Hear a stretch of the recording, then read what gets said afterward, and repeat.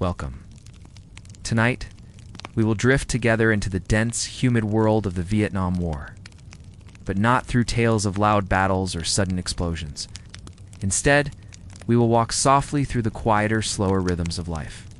We will place ourselves in the shoes of those who live through its most ordinary and most uncomfortable routines.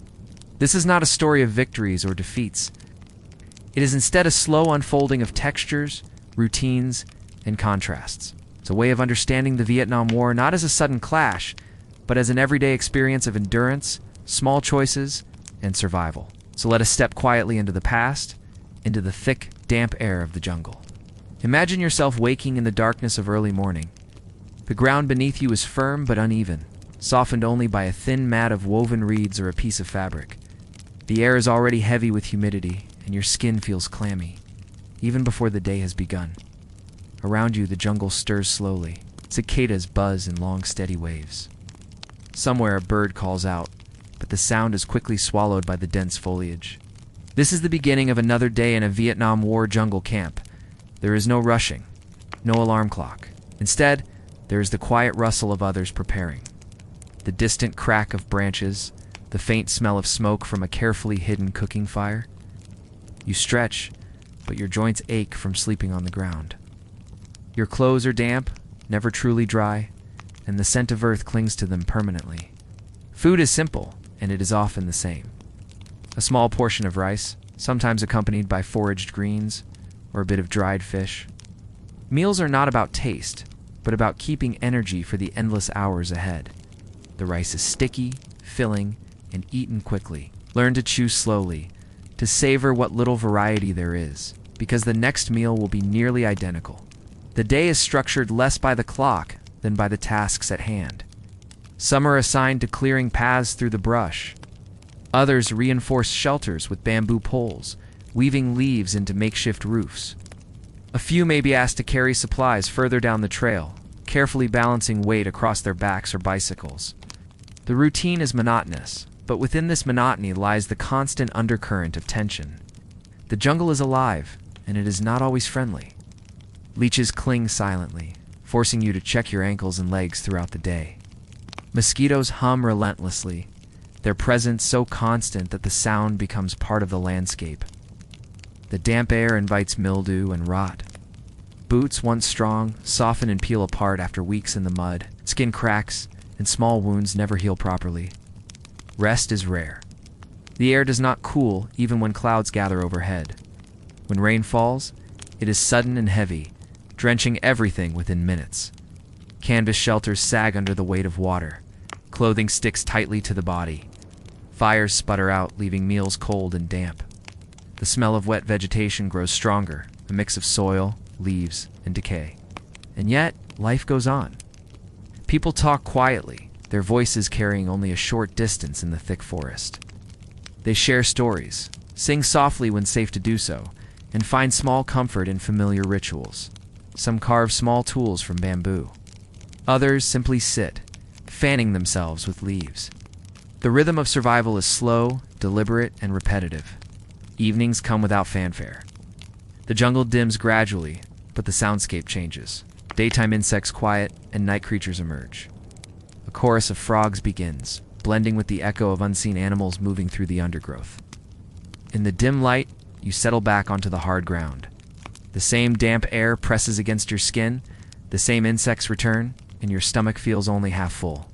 You might think of home, of cleaner air, of soft beds, and familiar meals.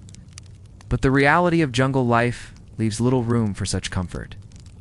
Every day is a repetition of discomforts and small adaptations. A struggle not against a single enemy, but against the weight of nature itself. In Squay, the camp settles into silence. The night is not free of noise, but it is a steady, lulling rhythm. A reminder that for those who lived in the jungle, survival was not about glory or drama.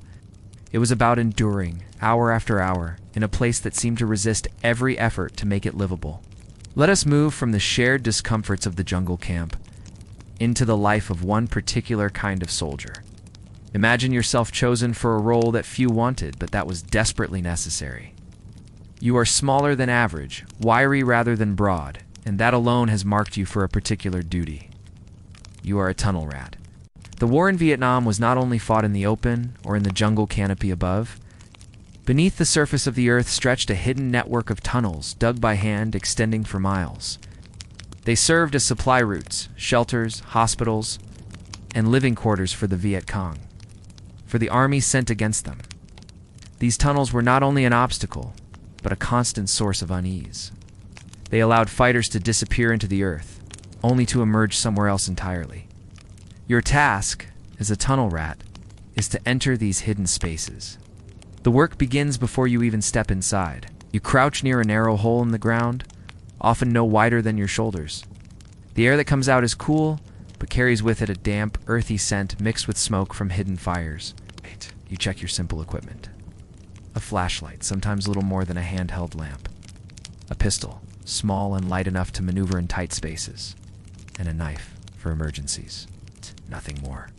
You lower yourself slowly, feeling the cool soil press against your hands. The walls are rough and uneven. Roots protrude here and there, catching your clothing. The tunnel is dark and close. The ceiling brushes against your back as you crawl forward on hands and knees. The air is thick, and every breath carries a taste of soil and dampness. Your senses sharpen. Every sound is amplified. Scrape of your clothing against earth. The distant drip of water falling from unseen cracks. Your own breathing, steady but quick. At any moment there could be traps, or sudden turns, or silence that gives way to something unexpected. Progress is slow. You move a few feet. Pause. Listen. Shine your light ahead, only to see the tunnel curve and narrow again. Sometimes it opens briefly into a small chamber with wooden beams supporting the ceiling. These spaces are spare and functional. A few sleeping mats, clay pots, the faint scent of smoke from hidden kitchens. Signs that others have lived and worked here, hidden from view. It is not only the narrowness of the tunnels that weighs on you. It is the knowledge that you are surrounded by earth, shut off from the open air. The tunnel presses in on all sides, and the way back seems longer with each crawl forward. For the men who served as tunnel rats, this work was relentless.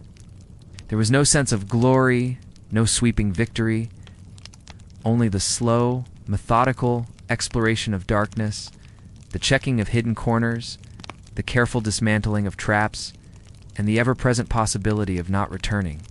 Above ground, the world continued in its usual rhythm. The buzzing insects, the dripping rain, the chatter of soldiers in camp, but underground, time seemed different. Minutes stretched longer, each movement cautious and deliberate. And yet some men continued this work day after day. They grew used to the silence, to the press of earth, to the dim flicker of light against dirt walls. They learned to recognize the faint signs of human presence, the way a tunnel widened slightly, or the smell of food carried through unseen passageways. The tunnel rat's life was a strange combination of endurance and exposure. Endurance against the physical claustrophobia of the tunnels. Exposure to the hidden spaces of an enemy that could appear and vanish in an instant. It was a role that demanded both patience and calm, even when neither seemed possible. When you finally climb back into the open air, the jungle feels different. The buzzing of insects, once an irritation, now seems expansive, even comforting. The wide open world of trees and sky feels like freedom, beneath your feet. There remains a whole other world, one that most people will never see, and that you may be called back into again and again. The story of the tunnel rat is not one of triumph. It is one of quiet persistence, of men asked to perform tasks most would never choose. It was one more thread in the long, heavy fabric of life in Vietnam, woven beneath the earth itself. We have spoken of the individuals who entered the hidden spaces of the earth. Now, let us widen our view and explore the network itself. The Siu Chi tunnels. Stretching across a region not far from Saigon, these tunnels formed a remarkable and at times almost unbelievable underground world. Dug first, during the struggle against French colonial rule, they expanded greatly during the Vietnam War until they reached hundreds of kilometers in total. Some estimates suggest more than 250 kilometers of passageways, layered in multiple levels, connected like a vast subterranean spider's web. Imagine walking through the landscape above. On the surface, you might see rice paddies, clusters of trees, or small villages. There would be little to suggest what lay below. The entrances were concealed beneath patches of leaves, camouflaged with care. Simple square of earth, no larger than a notebook, might lift away to reveal a shaft descending into shadow. The tunnels themselves varied in size and purpose. Narrow crawl spaces connected larger chambers where people could sleep, cook, and meet. Some rooms served as kitchens, their smoke carefully vented through long, winding chimneys that released in hidden corners of the forest. Other chambers became field hospitals, where the injured were treated in the dim, earthy light. There were even meeting halls, where discussions of strategy and politics unfolded quietly beneath the ground. The construction of these tunnels was a feat of persistence. Soil was carried away slowly, often hidden in baskets or spread discreetly over fields. The earth itself was dense clay, which once packed, hardened into walls that could withstand bombings and shelling above. It was as if the land itself was reshaped into a living fortress. Life inside the tunnels was harsh. Air was limited, light was scarce, and the atmosphere was heavy with humidity. Yet for those who used them, these tunnels were not only a hiding place, but also a home. A place of shelter when the surface world became too dangerous. Over time, stories about the tunnels took on a certain air of mystery. Some described entire underground villages, complete with schools and theaters. In truth, the tunnels were far simpler, but no less remarkable. The reality was not glamorous, but functional. Damp passageways, cramped chambers, and a daily battle against darkness and confinement. Today, the Siuchi tunnels remain as both a memorial and a tourist site. Visitors can crawl through short sections, widened slightly to accommodate modern bodies unused to such narrowness. Even in these adjusted spaces, many find the experience overwhelming. The air quickly becomes heavy, the walls close in, and the thought of spending hours, or even days underground, seems almost unthinkable. Archaeologists and historians study these tunnels not only as relics of war, but as a testament to human persistence. They show how people adapted to overwhelming odds, creating an environment that resisted even the most powerful armies. They also remind us of the hidden nature of history itself, that much of what happened in Vietnam took place unseen, beneath the very ground. The tunnels were not invincible. They could collapse, they could be flooded, and they carried their own dangers. But they were effective enough to alter the course of the conflict, allowing fighters to move silently, to strike, and to vanish again into the soil. As we reflect on these spaces, there is a quiet fascination in the idea of such an underground world. A labyrinth dug not for grandeur or decoration, but for survival.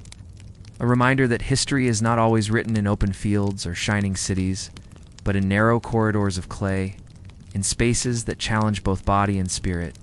And so, as we leave the tunnels behind, let us turn our gaze upward, once more toward those who lived not in hidden darkness, but in the relative brightness and comfort of Saigon. A world far removed from the mud and silence of the underground. Let us now step away from the jungle, from its damp earth and endless insects, and into a very different world, the city of Saigon. During the years of the Vietnam War, Saigon was a city of contrasts.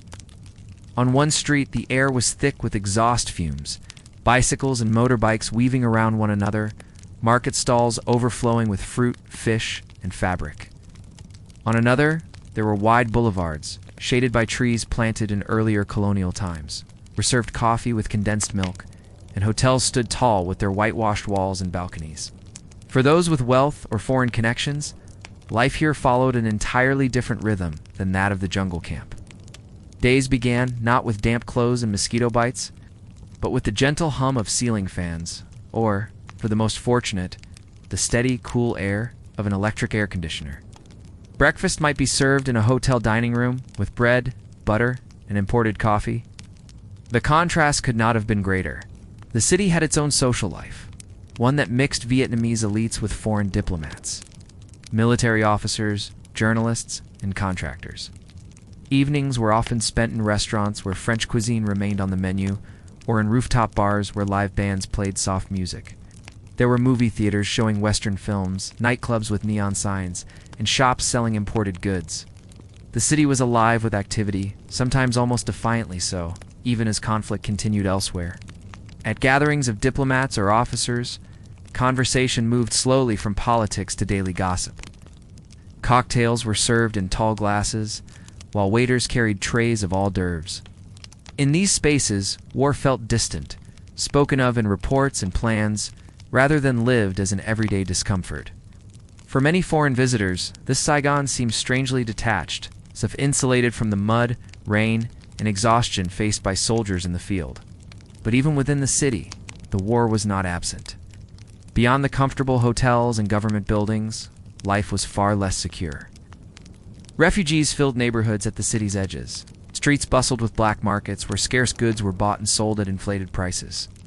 The sound of helicopters was ever present, as was the awareness that this apparent normalcy was fragile, built on a shifting foundation. For the wealthy, however, routines of luxury persisted. Imported whiskey and cigarettes were consumed in lounges. Western music played on record players. Children of elite families attended schools modeled on French or American systems, their uniforms clean and pressed. Servants prepared meals and washed clothes, ensuring that the inconveniences of the tropical climate touched the upper classes as little as possible. To walk through Saigon at night was to experience two worlds at once. Neon lights glowed along busy avenues. Cars honked their horns. The smell of roasted meats and fresh bread drifted from bakeries. And yet just beyond the city center, shadows deepened and families huddled together, uncertain of what tomorrow might bring. This contrasts the damp jungle camp, the silent tunnels, and the shining city hotels, captures the strange duality of life during the Vietnam War. For some, existence was survival against nature itself. For others, it was evenings spent in cool dining rooms, accompanied by soft music and conversation. History often holds these contradictions side by side. Lives lived in unimaginable difficulty and others lived in relative ease, all within the same span of time. The war was not only fought in battles and ambushes, but also carried in the quiet persistence of daily routines, whether in mud, underground chambers, or a brightly lit city. And so, with Saigon's lights gently fading in the distance, let us bring our journey toward its close. And so, we come to the end of our journey. From the humid stillness of the jungle camps to the cramped hidden tunnels beneath the earth, from the quiet persistence of tunnel rats to the remarkable underground networks of Suchi, and finally, to the shaded boulevards and cool rooms of Saigon's elite circles. Each of these worlds existed side by side during the Vietnam War. They were different in every imaginable way, one harsh and unrelenting, another insulated and comfortable. Yet all of them formed part of the same story, the same long unfolding of history. What we find when we look closely is not only conflict but contrast. Daily life shaped not by battles alone, but by the rhythm of meals, by the feel of damp clothes, by the press of earth, or the cool hum of air conditioning. These small details remind us that history is not only made of grand events, but of ordinary persistence, hour by hour, day by day. As you rest now, you might let your mind wander across these images. The slow buzz of insects in the jungle, the muffled silence of an underground tunnel, the clinking of glasses in a Saigon hotel. Three very different soundscapes, woven together into one time, one place. We live in a world far removed from those discomforts. Our beds are soft, our rooms dry and warm. Our meals plentiful and varied. To look back is not only to understand the past, but to quietly appreciate the present. Allow these reflections to soften and fade. Let the steady rhythm of history carry you gently toward rest. Close your eyes and drift into sleep, knowing that the struggles of the past remain only as distant echoes. Good night.